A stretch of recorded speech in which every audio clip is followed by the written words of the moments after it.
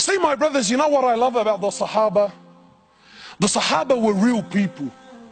Many of us, we like to praise the Sahaba so much so, to the point where we start painting this picture like they never did anything wrong. Well, you're very wrong. Sahaba did a lot of things wrong, but that's what was beautiful about them. Because they made mistakes, then the way they dealt with their mistakes is what makes them so special and so unique. My time is short. One particular incident. After one of the battles, there was booty of war. Gold, silver, swords, shields, stuff like this. So the Sahaba gathered, there's a lot of it, it's money. So they started sharing their opinions as to how they should distribute this wealth. And please don't listen to the story for the sheer entertainment of it. Live the story, brother. Try to imagine. I'm not sharing with you Walt Disney fairy tales. These are real stories of your fathers. Why? Not to entertain you, but to learn. Because you know what, my brothers, the truth is, when really push comes to shove, we don't follow the sunnah of Rasulullah sallallahu alayhi wasallam. Deep down, we're gangsters. That's what we are, man. And being a gangster doesn't necessarily mean you got tattoos and you used to sell drugs on the streets. Wallahi, I know Abu Ali's and Abu Ahmed's that are more gangsters than any youngster on the street today can ever be. Gangster with your character and your attitude. We don't follow Rasulullah. We follow people like Tony Montana in Scarface, yeah, and Tupac in Mabarif Shoo, and that's it, brother. That's the way it is, cuz. That's how it is on the streets, brother. What deen is this, man? So the Sahaba, each man gave his opinion. Then Abu Dhar gave his opinion on the matter. For those of you who don't know Abu Dhar is Arab. Yani he makes an Arab feel like he's a non-Arab. You can't be any more Arab than what Abu Dhar was. So Abu Dhar also gave his opinion. Today, mosques. I was in Canada, the brother. Mosques are waiting in courts to deal with their issues. Why? Because, brother, I gave my opinion and this guy disrespected me when we were in the meeting, so now it's me versus him. And mosques are going to war with each other. Why? Who's hit it? Brother, I gave my opinion. What? And he went against me? Doesn't he know who I am? I've been here for 10 years, brother. This guy's only been on the board for 5 years. These are the people that are leading our masajid, mashallah. So Abu Dhar gave his opinion. Then the next person was Bilal radiallahu ta'ala anhu. Bilal is the muaddin of Rasulullah sallallahu alayhi wasallam. Bilal not only used to be a slave, but an Abyssinian slave, meaning he was black. So as far as society is concerned, talk about being rock bottom. But you see, Islam came to break this. So when Bilal gave his opinion, he says, Abu Dhar, I disagree with you. Allahu A'lam, I think this is what we should do with the wealth. So Abu Dhar, imagine being put on the spot in front of everyone. He says, even you, ya Bilal, even you son of a black woman, even you're going to disagree with me today. These are big words.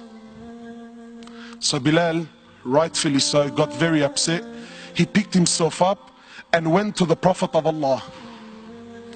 Now I want to pause here for a minute because I want to prove my point that we don't follow the sunnah of Rasulullah sallallahu alaihi wasallam. We follow the sunnah of who? Sheikh Tony Montana, mashallah, and Maulana Tupac. When we hear the story of the Sahaba, we exclude our life and our societies. Well, because it's different times. My brothers, I want to ask you sincerely, and I want you to answer sincerely.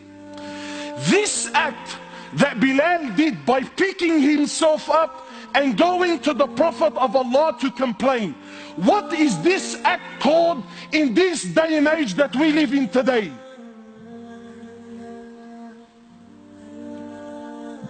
He's a snitch. True or not? Brother, we have a drama. You pick yourself up to go complain. What are you, a woman, bro? That's street language. You see, but Bilal wasn't corrupted by your Tupac and your Tony Montana. Bilal was affected by your prophet, who you claim that you follow. You see, Bilal had something in his heart, so he went to someone that can help him with this situation. You and I, nah. That makes me less of a man. Nah, Habib. I'm gonna hold it in my heart. For the next 20 years, I'm gonna thrash him, backbite him, wipe the floor with him, slander him with any opportunity that I can get for the next 20 years. But I won't go to someone that just might be able to help my situation.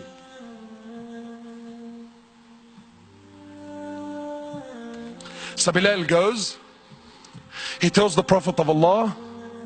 The Prophet of Allah became furious. So the Prophet of Allah, he comes, he goes to where Abu Dhar was, and he grabs Abu Dhar by he grabs Abu Dhar. Talk about bridging up. This right now was bridging up. And he grabs Abu Dhar and shakes him and says, Abu Dhar, you are a man that still has Jahiliyyah in his heart.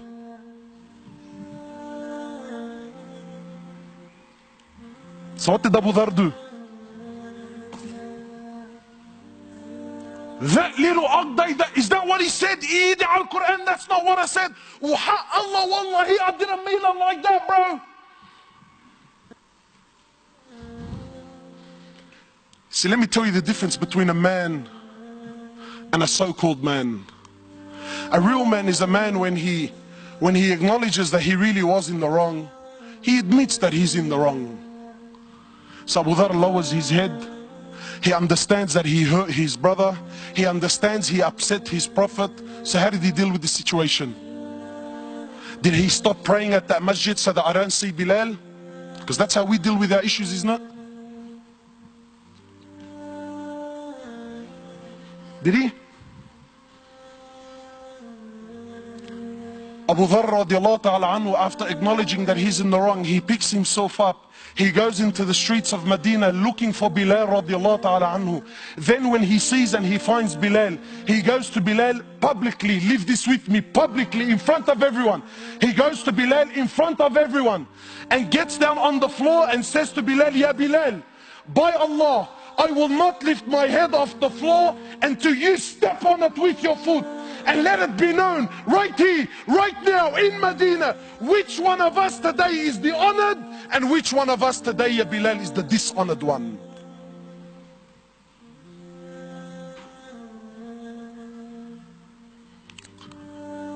Come on, man. How come I haven't heard this story before, bro? So what did Bilal do? He's vulnerable. He's on the floor.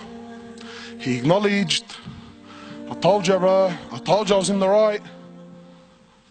What did he do?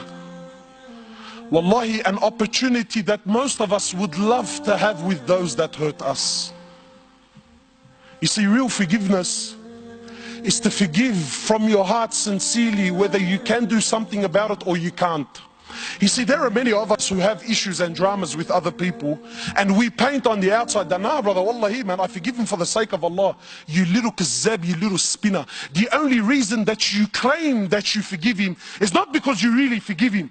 The truth is you can't do anything to this guy anyway. So really, by default, by the fact that I physically can't do anything, I disguise my weakness with what? Nah, wallahi, bro, I forgive him for the sake of Allah. But deep down in your heart, deep down in your heart, if you got the news that a bus hit him, your heart will start to do the dabki, bro.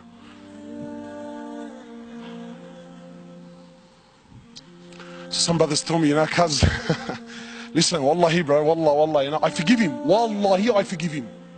But I don't forget, cuz. Wow, mashallah, really? You forgive, but you don't forget? Well, I got news for you, bro. If you forgive but don't forget, you didn't forgive to begin with. You see, this topic is not as juicy as what you first thought, eh? Why? Because it's hard on the nafs. Because this is real deen. This is real deen. So what did Bilal do? Bilal gets down on his hands and knees. He kisses Abu Dhar on the forehead. He says, Abu Dhar, are you serious? I forgive you for the sake of Allah. Done, finished, dusted, never to be spoken about again. Not drag it on for 10, 15 years. Not forget the fact that hours before this they were both on the same battlefield fighting for the same Lord. See, we don't have this in our societies anymore, man. Why? Because today weakness is seen as what? Forgiveness is seen as what? But that's weakness, brother. La Habib. That's a real man.